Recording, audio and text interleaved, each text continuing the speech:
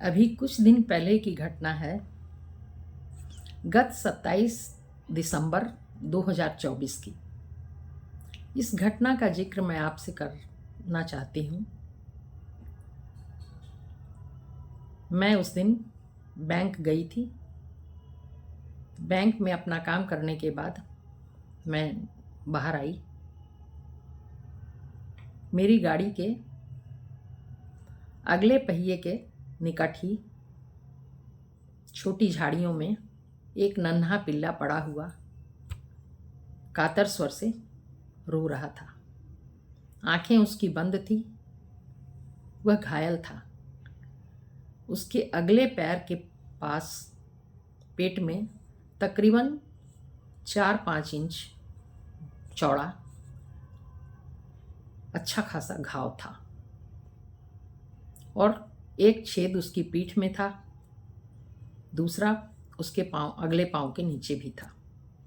यानी उसको किसी कुत्ते ने या तो मुंह में दबा दिया था और किसी ने कोई गर्म चीज़ डालकर उस पर उसको जला भी दिया था। जो घाव था वो जला हुआ था बड़ा, और 2 छेद थे घाव के दांतों के, और उसकी पिछली 2 टांगें बिल्कुल छड़ी की तरह सीधी प्राणहीन पड़ी हुई थी।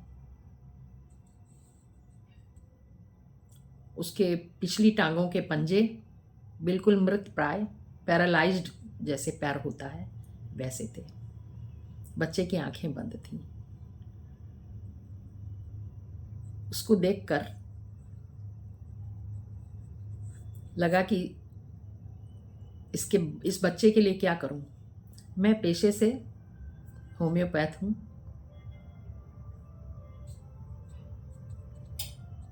मैंने सोचा 1 मिनट, मुझे लगा मैं इसे ठीक कर पाऊंगी, और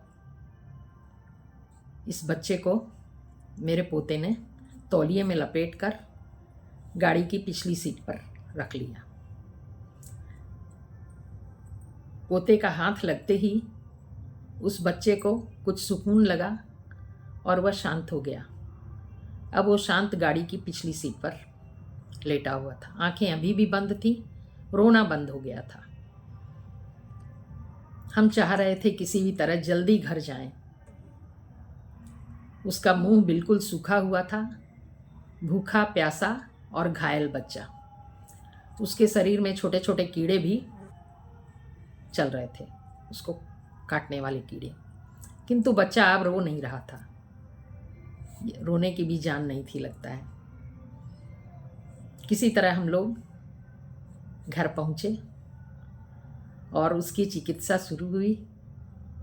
उसको सिरिंज से थोड़ा सा दूध पिलाया गया और उसके ऊपर कीड़े मारने की दवा को छिड़का गया, जिससे उसका कीड़ों का काटना खत्म हो। बच्चे की आंखें बंद ही थीं। उसे कपड़े में लपेटकर गर्म कमरे में सुलाया गया और हर 2 घंटे पर उसे थोड़ा थोड़ा दूध दिया जा रहा था। मेरे पोते ने कहा कि दादी माँ, ये मर जाएगा तो मैंने कहा कि बेटा, इसके लिए जो अच्छा कर सकते हैं हम लोग वो करें, बाकी जिलाना तो भगवान का काम है। ये बच्चा 3 दिन तक आंख बंद करे हुए कपड़े में लिपेटा हुआ सोता रहता था। कमरा गर्म था, उसे सुकून भी मिला, उसकी दवाइयाँ की गईं। 3 दिन के बाद वो बच्चा थोड़ी आंख खोल के इधर उधर करने लगा, हल्का फुल्का। हमें बहुत अच्छा लगा कि ये जी गया है। टांगें वैसे ही कड़ी छड़ी की तरह थी। दूध पी लेता था और सो जाता था। 4-5 दिन बाद उसमें एक्टिविटी हुई। अब वो अपने अगले 2 पंजों पर पिछली टांगों को घसीटता हुआ हल्का हल्का चलने लगा, कमरे में ही। थक जाता था, फिर बैठ जाता था। उसकी चिकित्सा हो रही थी। 9-10 दिन में वह बच्चे के पैर सीधे होने लगे, खड़े होने लगे हल्के हल्के। अब डगमगाते हुए वह चलने लगा। 4-5 दिन और वह इसी तरह चला। इसके बाद वह बच्चा काफ़ी अच्छी तरह से चलने लगा और अब तो वह दौड़ता है। बड़े उसको देखकर बहुत खुशी होती है, उछलते कूदते।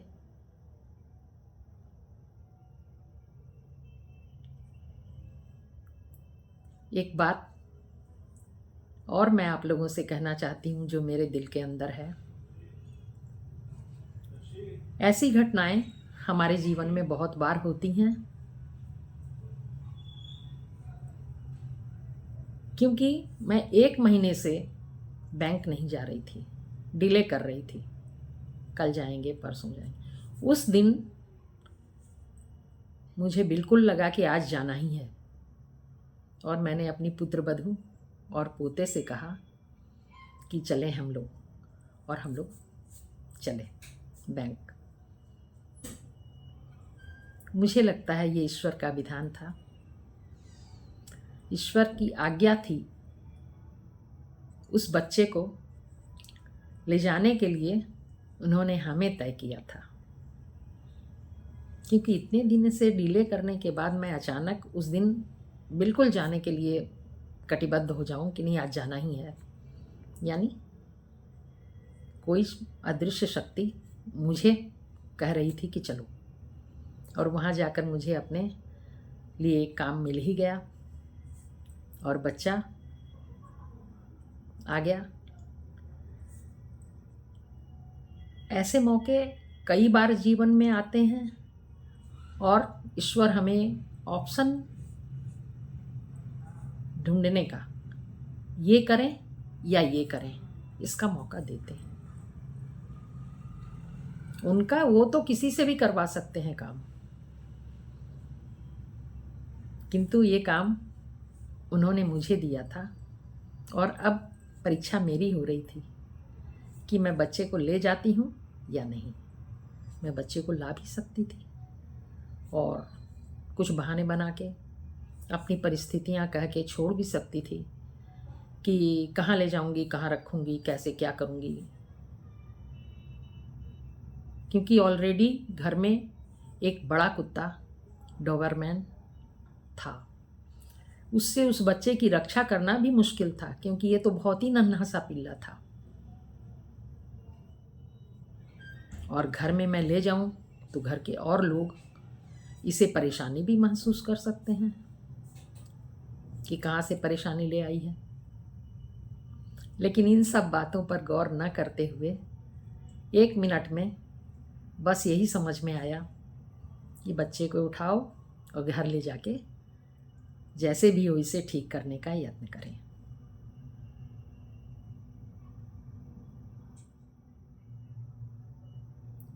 जब और बच्चा आ गया और सबने सेवा करके हम लोगों ने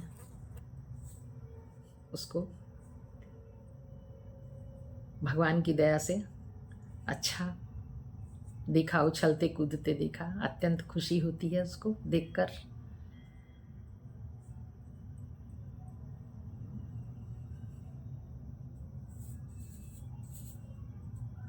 जब हम पर कोई कष्ट आता है तो हम भगवान से कहते हैं, हे भगवान हम पर दया कीजिए। लेकिन जब हम अगर इस तरह के मौक़ों पर अगर जीवों की या किसी मनुष्य की जो कष्ट में है उसकी सेवा नहीं करते, तो भगवान भी हमें कह सकते हैं, क्यों करूं सेवा? क्या तुमने की थी सेवा मेरे जीवों पर? सार यही है कि जब कभी कोई मनुष्य हो, जीव हो, कोई भी अगर कष्ट में हो, तो उसके लिए हम जो कुछ कर सकते हैं वो हमें अवश्य करना चाहिए। बहुत ज़्यादा आनंद मिलता है इस खुशी का कोई सानी नहीं रहता।